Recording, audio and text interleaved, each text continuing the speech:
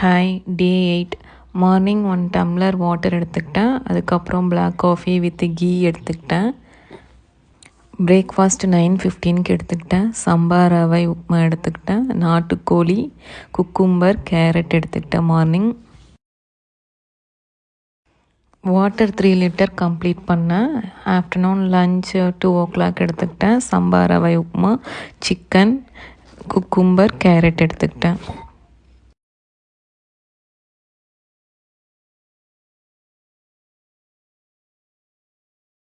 Evening black coffee எடுத்துக்கிட்டேன் without sugar. Night dinner before 7 PM dosa, cucumber, நாட்டுக்கோழி, carrot எடுத்துக்கிட்டேன்.